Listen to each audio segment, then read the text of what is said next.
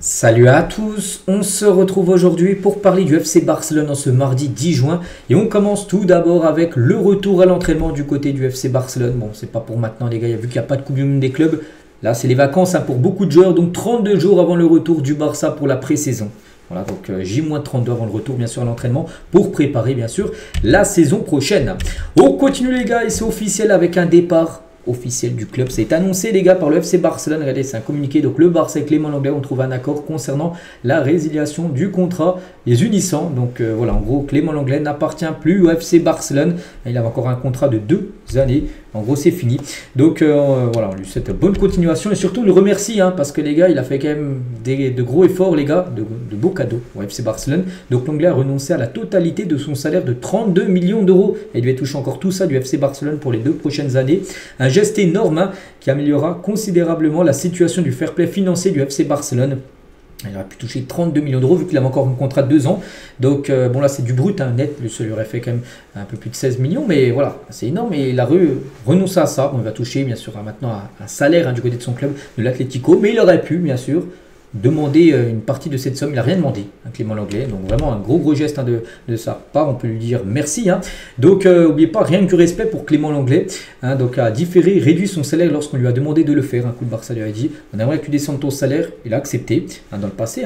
Il a toujours aidé aussi le conseil d'administration de Laporta avec sa situation contractuelle malgré son salaire élevé proposé par Bartomeu. Parce qu'en gros il avait un gros contrat, un gros salaire parce que c'était Bartomeu à l'époque qu'il avait prolongé aussi longtemps, donc jusqu'en 2027 il a un contrat. Donc du coup il a fait quand même pas mal de cadeaux au FC Barcelone Clément Lenglet. Donc on peut lui dire merci et on lui souhaite bonne continuation parce que dans la foulée du coup il s'engage du côté de l'Atlético Madrid, donc librement vu qu'il vient de résilier son contrat avec le Barça. Donc voilà, bonne continuation à Lenglet. On continue donc après Lenglet, le prochain joueur à quitter Barcelone sera Ansu Fati. On sait que Fati on en parle quand même depuis 2-3 semaines du côté de Monaco. C'est imminent. On attend maintenant l'annonce officielle parce que oui, il y a le Here We Go de Fabrizio Romano, mais un Here We Go de Fabrizio Romano n'est pas officiel.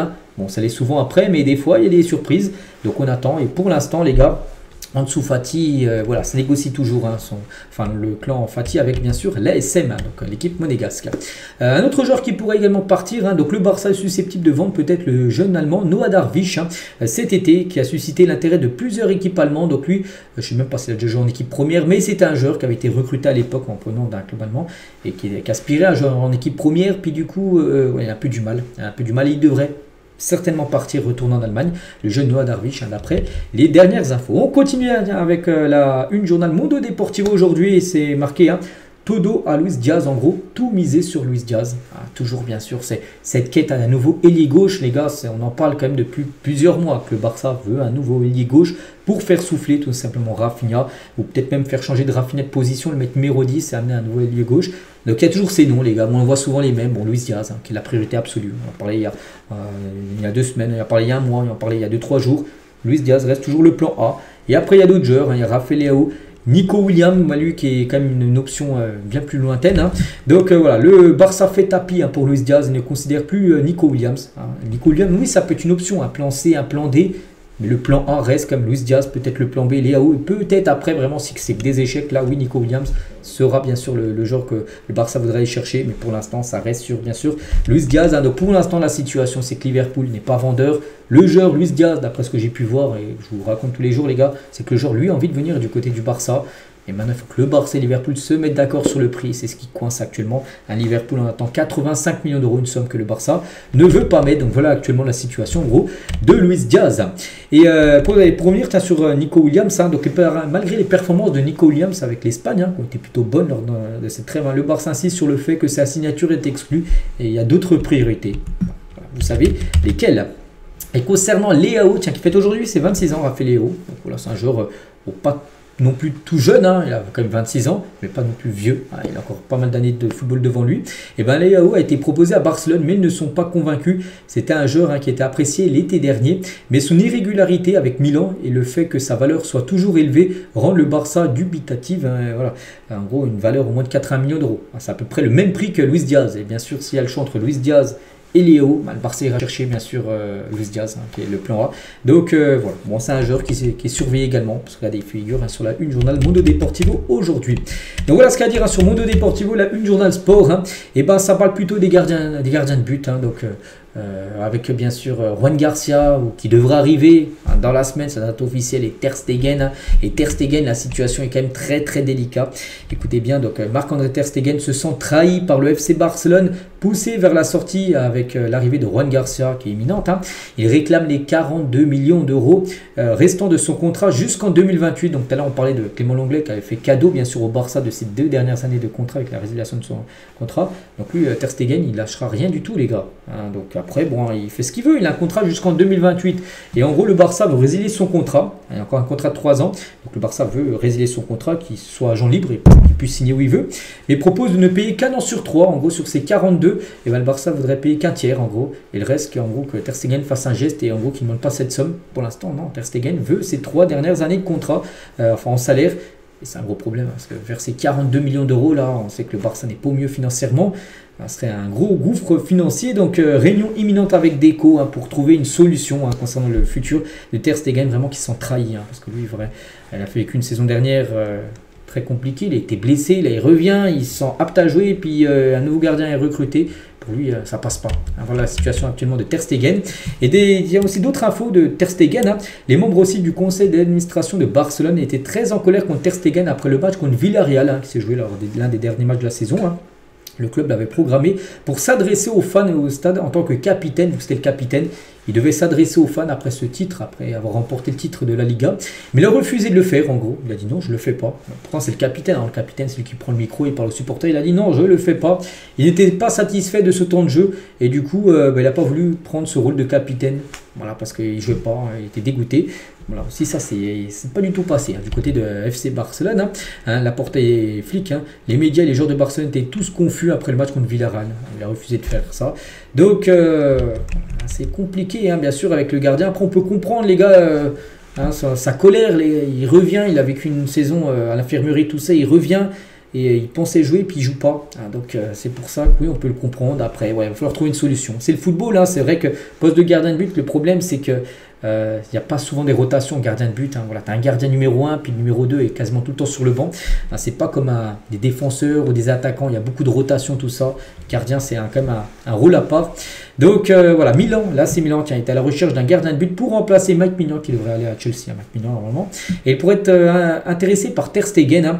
Mais le problème, c'est cependant le transfert est difficile en raison du gros salaire, enfin du salaire élevé en gros de Ter Stegen, qui posera un problème bien sûr pour l'AC Milan. Donc voilà la situation actuellement de Ter Stegen, vous avez vu, c'est très compliqué.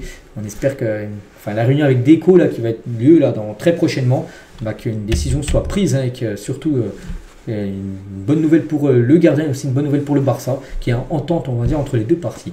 Et concernant Juan Garcia, donc lui qui va arriver au club, donc le Barça prévoit de payer la clause libératoire de Juan Garcia cette semaine, après le jour, je ne sais pas quand exactement. Donc l'idée de la payer peut-être demain et le club pourra l'inscrire immédiatement. Voilà. Et Juan Garcia avait des doutes sur sa signature au Barça, parce qu'il a dit, moi si je viens au Barça, j'ai pas envie d'être sur le banc. C'est pas son objectif, pourtant il a joué toute la saison à l'Espagnol Barcelone numéro 1, il voulait pas un rôle de doublure. Donc voilà, il avait des doutes sur sa signature au Barça après avoir écouté l'interview de Ter Stegen disant qu'il resterait au club. Parce que lui dit si Ter Stegen reste au club, du coup je vais être le numéro 2. Cependant, le Barça a garanti à Juan Garcia qu'il serait le gardien titulaire la saison prochaine. Donc Flick, le Barça, la Porta lui a dit Deco, non, tu viens pour être le numéro 1, il n'y aura pas de souci. Ter Stegen, on va gérer ça, il sera soit numéro 2, soit numéro 3, soit il partira. Donc voilà, après, du coup, dès qu'il a entendu ça, que Deco allait lui dire qu'il sera numéro 1, donc ça l'a pleinement convaincu en gros de signer du côté du FC Barcelone. Et à noter que Juan Garcia gagnait 300 000 euros par saison, donc ça faisait 30 000 euros par mois. C'est quand même peu pour un joueur de football professionnel. Donc il était le moins bien rémunéré du club de l'Espagnol Barcelone. Donc on pense là qu'il va multiplier certainement moins par 10. On pense au moins qu'il peut toucher au moins 3 millions d'euros par an. Parce qu'un salaire total convenable pour le Barça. Il va toucher beaucoup plus que ce qu'il touchait du côté de l'Espagnol. Et l'ancien entraîneur des gardiens de l'Espagnol, Juan Garcia, l'a dit, va devenir le meilleur gardien de but du monde. Je connais son potentiel, nous n'avons vu que la partie émergée de l'iceberg pour l'instant, qu'il a encore une énorme marge de progression en gros ce gardien. Juan Garcia qui devrait signer, comme j'ai dit, très prochainement au club. Et concernant les gardiens de but, c'est que là depuis 1-2 semaines, on parle beaucoup des gardiens gardiens de but parce que là, c'est les chaises musicales. Hein. Il y en a qui doivent partir, il y en a qui ne veulent pas partir, il y en a qui vont partir, il y en a qui vont prolonger. Et concernant aussi Inaki Peña, donc lui, la situation semble très compliquée avec un Ter Stegen qui va déjà pas jouer. Donc lui, ça semble impossible pour lui de jouer. Donc Peña, les gars, a du mal à trouver une nouvelle équipe en raison aussi de son salaire élevé. Il est l'un des joueurs les mieux payés de la Liga. C'est vrai qu'il fait peut-être partie du top 30 des joueurs les mieux payés de la Liga. Voilà, alors qu'il joue très peu. Hein. Donc Barcelone a déjà déclaré qu'il était prêt à le laisser partir gratuitement et même à payer une partie de son salaire dans son nouveau club. Hein. Voilà. Donc pour l'instant, le Celta Vigo et le Galatasaray étaient les équipes les plus intéressées par Inaki Peña. Mais le problème, hein, c'est qu'ils ont déjà signé d'autres gardiens de but. Ils le voulaient, puis du coup, ils ont déjà pris d'autres gardiens. Maintenant, il y a Valence, les gars, qui fait partie des équipes qui suivent désormais la situation d'Inaki Peña, qui devrait bien sûr quitter le club Blaugrana. Voilà. Vous avez vu qu'au poste de gardien de but, c'est fou ce qui se passe.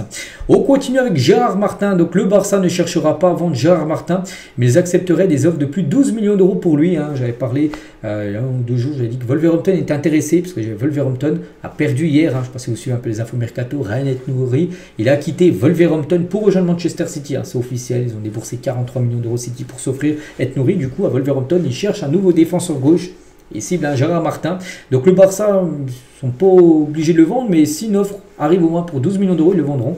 Donc là, on se dit que peut-être Wolverhampton sur les 43, s'ils en investissent 12, et ben peut-être Martin pourrait partir hein, et débarquer du côté de la première ligue. Et on finit aujourd'hui et juste avec aussi le top 3 des plus gros salaires actuellement du côté du club.